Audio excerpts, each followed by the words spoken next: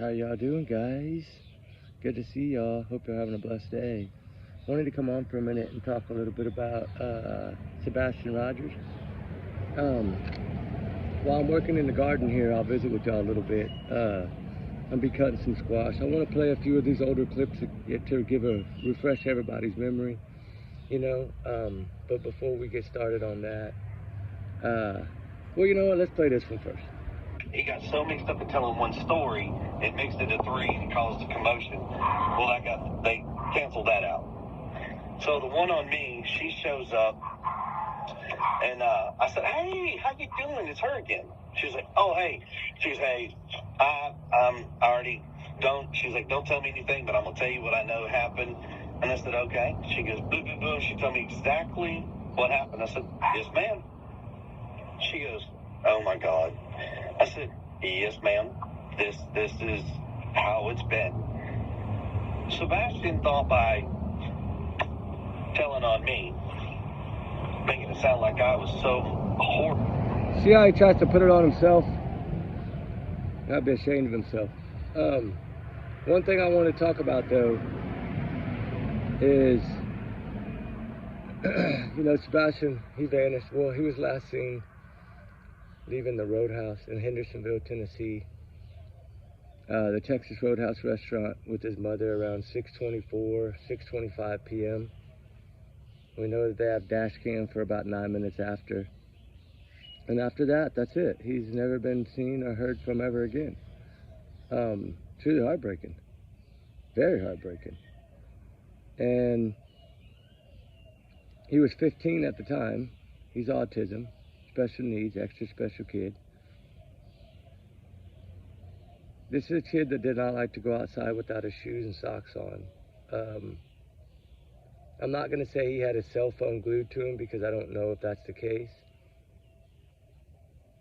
But supposedly, according to his mother, Katie Proudfoot, the only one to see him last, the last person to see him, period.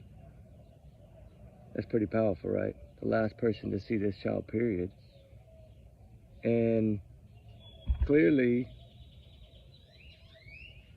she says he took out the trash around, 8 p.m., which there's no proof of that, because that a light bulb missing on the driveway. So whoever took out the trash took the trash out and kind of skipped back, but you can't tell who it is, right? It's too grainy, very grainy. You can't make out if it's Sebastian or if it's Katie. You can just tell the person's dressed in black, but we know when Katie left the Roadhouse, she was dressed in black too, with the hood on. Maybe that's why they said hoodie, right? Maybe because whatever took out the trash, maybe it was a hood. Maybe that's why we're trying to understand why they could. Remember, Katie had a shirt on with a hood on, or a little jacket on with a hood on when she was at the restaurant. Sebastian had on a short sleeve black t-shirt. So that's never made sense to me either, but they've always pushed that he walked out the front door. Always told us front door, front door, front door, front door, front door. All the doors were locked that morning. The only door he could have went out and locked on his own, because that tells us he doesn't have a key, is the front door. That's why they state the front door, because it's the only door he could have went out and locked behind it. How did they know he didn't take a key with him? Maybe he had a key. Maybe he went out the back door. They never talk about that. They only say front door. And that brings me to this clip right here about the front door. This is the stepfather, Chris Proudfoot, right after this all went down. Had been by the front door, punched in the code. Believe it or not, no, it's not super clear, but you would have seen a shadow or a figure.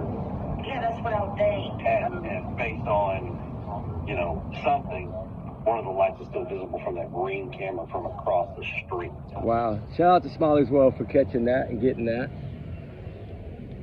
You know, there's so much out there, guys, that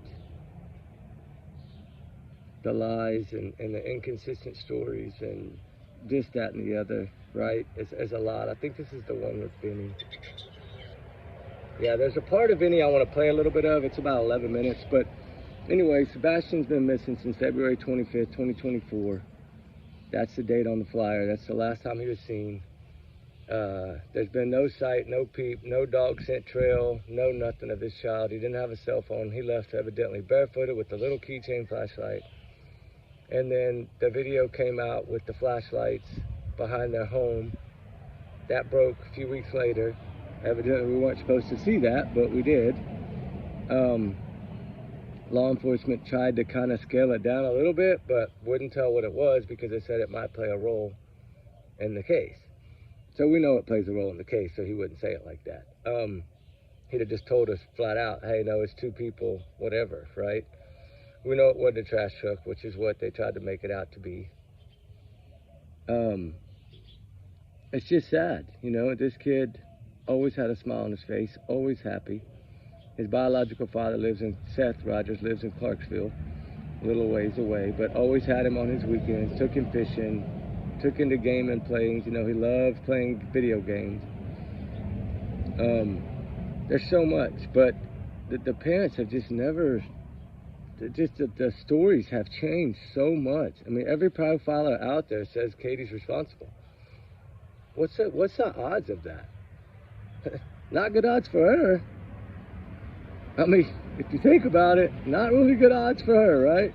Because that means they're all thinking that she is. But, you know, that clip about the front door, that's the one that gets me the most, because he always told us, and she always told us he went out the front door, but then stepdad tells us, we'll do it again. I like this clip. Had been by the front door, punched in the code.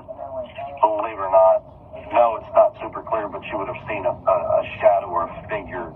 Yeah, that's what I'll think. And based on, you know, something, one of the lights is still visible from that green camera from across the street.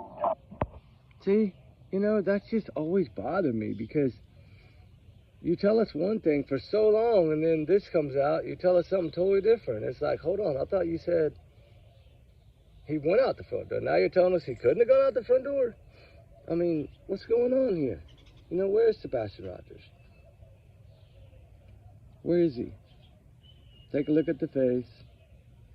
Spread it again. Spread it, spread it, spread it. Keep his face out there. We cannot let this fade, and it is fading. We cannot let that happen.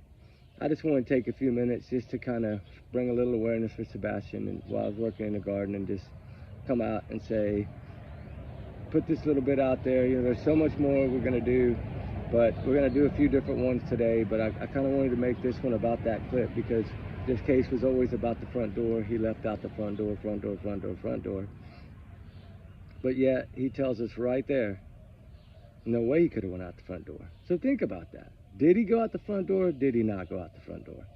Could he have gone out of the front door, or could he have not gone out of the front door? Right?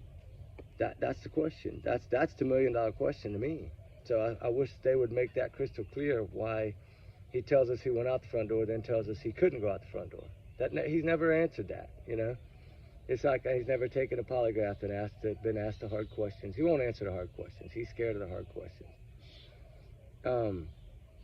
But it's just sad that the way they've been able to get away with this whole time. Because to me, in my opinion, 100% they're guilty. And I'm not going to change my mind on that. I mean, I know everyone's innocent in the court of law until proven guilty, but, you know, innocent until proven guilty in the court of law. Y'all know what I'm saying. I'm tired. But, you know, that's the type of stuff is, I mean, I'm entitled to give my opinions. I'm going to do it. My free speech, and I'm going to use it. My alleged bubble protects me, but y'all's comments, of course, are y'all's and y'all's alone, not to reflect channel. We do our research together, guys. We are a big-hearted little family.